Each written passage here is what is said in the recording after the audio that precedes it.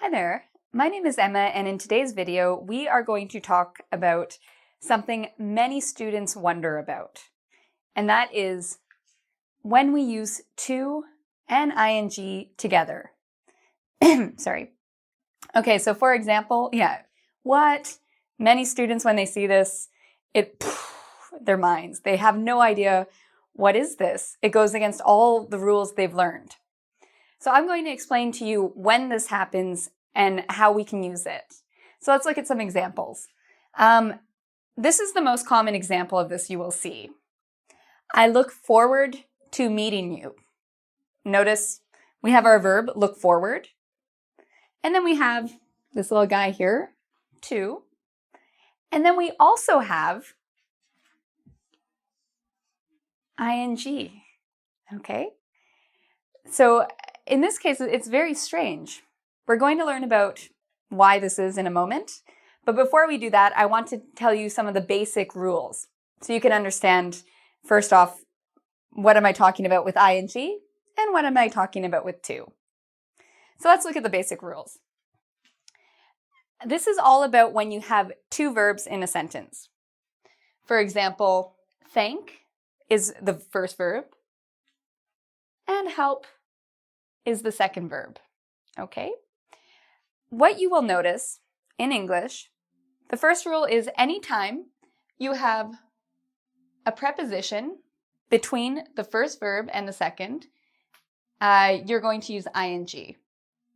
A preposition is a word like for, to, about, toward, up, down, in, out. All of these words that kind of tell us where something is located, these are called prepositions. So whenever you see a preposition after a verb, the next verb is going to end in ing. So our example here, I thank you for helping me. Similarly, we have our verb, interested, am interested, so this is the verb. And we have a second verb, learn. So if we have a preposition after the first verb, I'm interested in, you're going to see that the second verb is going to end in ing. I'm interested in learning English. So we don't say I'm interested in to learn English. Similarly, we don't say I thank you to help me. If you have a preposition like for, in, out, you are going to have the second verb with ing. Okay, some verbs, these are verbs without prepositions. If we have two verbs and there's no preposition between them, they will either be verb with the second verb ending in ing, or verb plus the second verb beginning in to. So let's look at some examples so you understand what I'm talking about. Okay, I have here the verb enjoy. Here's my first verb. Think of a second verb we can use. Let's say eat. With the verb enjoy, the verb that follows is always going to end in ing. I enjoy eating. I enjoy reading. I enjoy listening to music. I enjoy shopping. Okay? So in this case, the second verb will always end in ing. We have another example here. I started. I started, let's think of a verb, any verb, fish. I started fishing. So again, this is the first verb. Here's the second verb. Second verb ends in ing. I started drinking. I started eating my dinner. Okay. Then we also have some verbs that you will see. Here's the first verb, decided. The second verb does not end in ing. I decided to, what's a verb we can use here? Watch. I decided to watch TV. Okay. I want to eat ice cream. So in this case, we have two verbs. So verb 1, verb 2, verb 1, verb 2. The second verb begins with the word to. Now, other teachers on Engvid have already covered this information. What you will notice is that some verbs are always like this, some verbs are always like this, and some verbs do both. It's pretty much you have to memorize when is it ing, and when is it to. What we're really interested in today is this really confusing thing. Why is it ing and to? All right. So let's look at some more examples of this, and I will tell you the rule on when we use ing and to together. Okay, so I've explained to you the 3 rules we use when we have 2 verbs together. Okay, sometimes you have a verb followed by ing, sometimes you have a verb followed by to, and in the case of prepositions, you have a verb followed by ing. So I've taught you these 3 rules. Now we're going to look at when we have both ing and to together. Okay, so ing and to together. So in this case, we have 2 verbs. The first verb is I look forward to. The second verb is meeting, okay? So we have 2 verbs. In this case, to is acting as a preposition, okay? So just like what we said before with up, down, in, out, in this case, to is a preposition. This is actually a phrasal verb. It's actually almost like it's the same verb.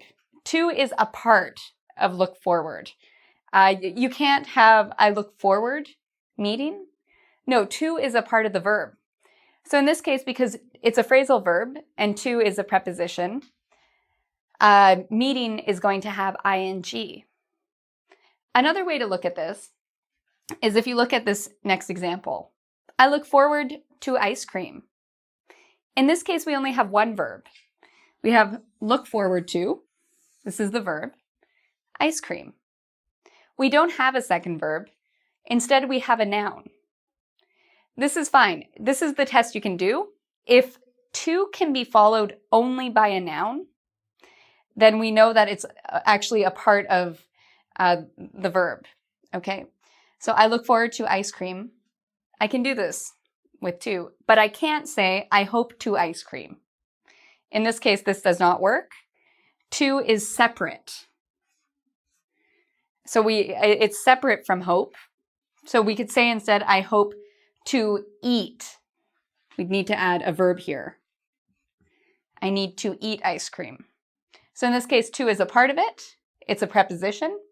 In this case, when we have 2 verbs, to is separating them. So they're 2 different cases. Let's look at some more examples. You will get used to living here. We have the verb get used to. It's considered like one chunk, get used to. It's a phrasal verb. And then we have our second verb. You will get used to living here. We have to, and we also have ing. In this case, to is a preposition, and that's why it is followed by a verb with ing. Get used to means to become accustomed to, okay? So for example, some of my students have come to Canada, and at first the cold is very terrible in the wintertime. They hate the cold, but they get used to it. And then the cold is no problem. They get accustomed to it. Again, just like with this, we could change this to a noun. I could say, you will get used to winter.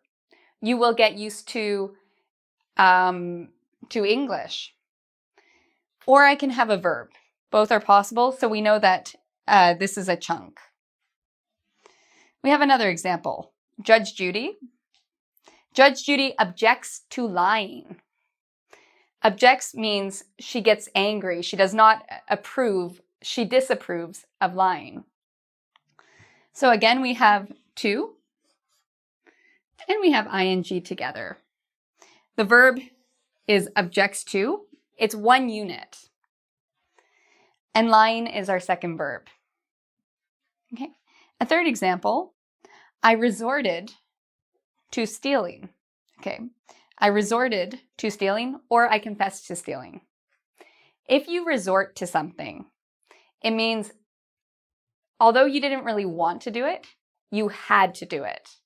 So for example, imagine I have a big test and I know I'm going to fail, so I decide to cheat. I resorted to cheating. Usually we resort to doing something bad. So I resorted to stealing. Again, we have to and we have ing. The reason we have both is resorted and to are a unit. They go together. They always go together. So we can't say I resort stealing. It's always I resorted to stealing. Same with the word confess. If you confess to something, it means you tell someone what you did wrong. Okay, so I confessed to stealing. So again, just like resorted to, confess to, it's one unit. Okay, so these words go together. To, in this case, is a preposition. Confess to is a phrasal verb. So afterwards, stealing is going to end in ing. Okay, our final example. I'm opposed to living in Antarctica. This means I'm against living in Antarctica. I don't know why I'm against it. I guess I hate the cold, although I love penguins. I'm going to say I'm opposed to living in Antarctica. Now, I'm opposed to, it's a unit. It goes together. It's a phrasal verb. So this means that it's a verb that always has to as a preposition. So because to is a preposition, the verb afterwards is going to have ing.